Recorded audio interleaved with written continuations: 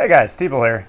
Today I got a Icarus replay for you. It's a Tier 5 British destroyer.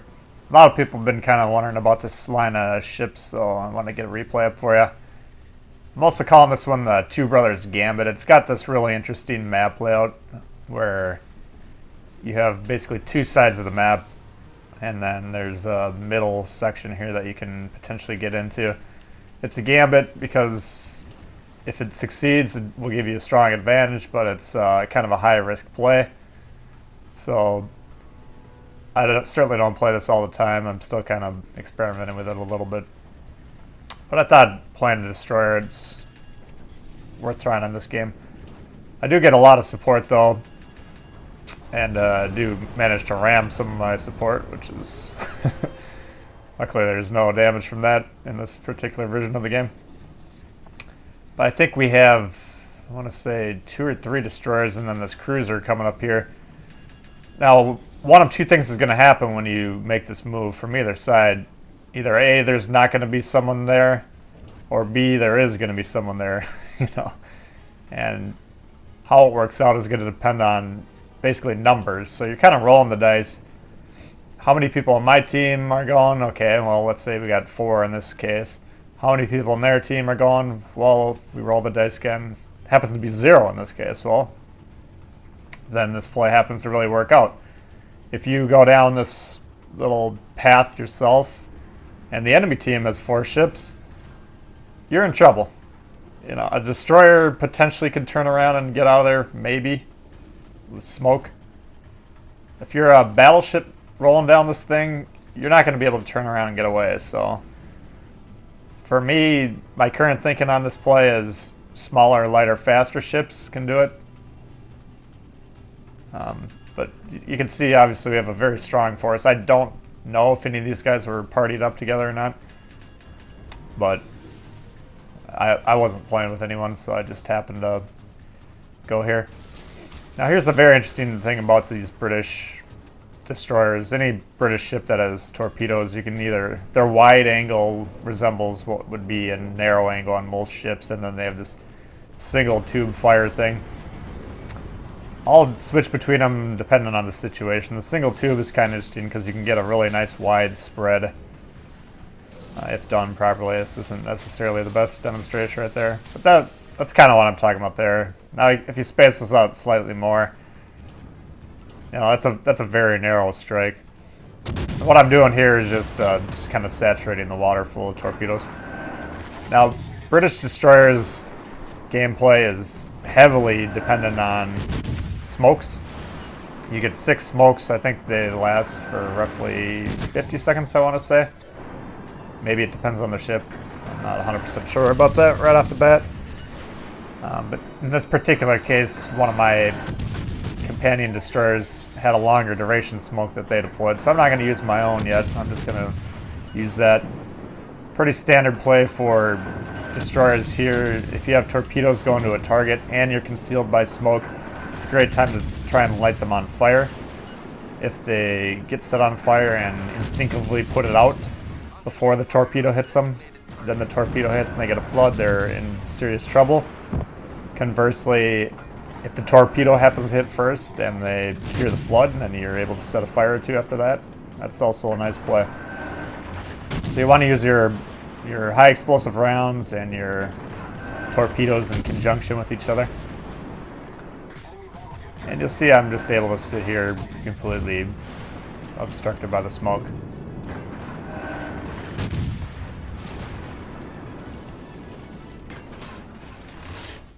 Now, most their team did manage to push through the left-hand side of the map. It looks like we probably only had 1 ship based on the casualties that have taken place so far.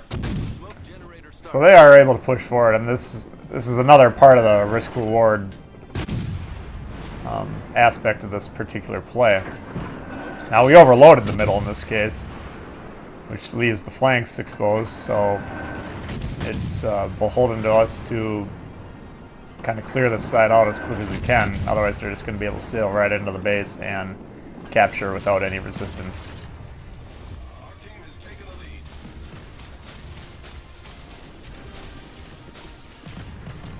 And there's a nice, that's kind of a wide / compact torpedo spread. Still, I mean, you can, that's kind of the advantage of the single tube torpedoes. You can widen it as much as you want. Obviously, the more, if you hit the target and it's a very dense spread like that one, that means you're more likely to hit them with more than one torpedo. Whereas if they evade the spread like this guy did, the more compact the spread is, the less likely you are to hit anyone. So that's a judgment call. Obviously comes with experience, and it depends on the situation, how wide you want to spread your torpedoes out. I don't ever really use the wide setting on, the wide setting on British torpedo launchers is what I would consider a narrow spread, so I'll use that. But like a Japanese or an American, or if you're like me and you have Soviet or German destroyers, I don't ever use the wide setting on those torpedoes. It's just, the only situation I can potentially see it using it is if you're just randomly shooting into smoke. But for me, I don't ever use it personally. So if you have a good situation that you like to use it in, please let me know in the comments below so I can consider it and possibly add it to my gameplay. So now, like I mentioned there on the base, we've done a pretty good job of clearing this out. Now, obviously, numerically, in terms of ships, we're wiping the floor with these guys.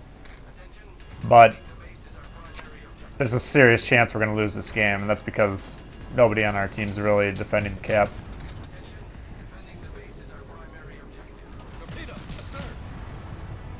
You can definitely make the case I'm being annoying with the spamming of the map, and I don't necessarily disagree with you. I just kind of do that on purpose too, because I'm looking at what these guys are doing.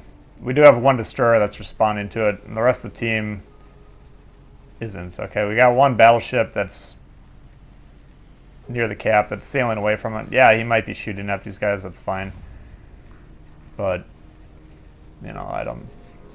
And then obviously the guys to the northeast of the map, they're not really in position to do anything. I am fast enough and light enough to get back down there, so my advice for anything in this game really is, if you find something that needs to be done, you need to do it yourself. You cannot rely on your teammates unless you're playing in like a, what are they called, flotillas or whatever. If you're in a party with players that you can count on, that's one thing. But if you're playing with randoms like I typically do, and we ran the second ship of the game, let's keep track of that. That's alright though. But anyway, in general, like, I'll alert the team, and sometimes I'll be slightly annoyed while doing so.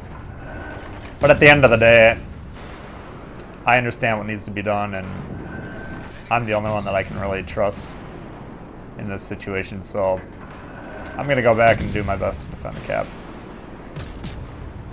Now we do have this Colorado here, which has got about half health, and then they do have a destroyer which was smoked. I think he was causing some problems. Luckily our destroyer proximity spotted him, which opens him up. Now obviously, if you watch my target selection video and you've incorporated the thinking into your gameplay, you realize that we want to take the destroyer out first as the higher priority target.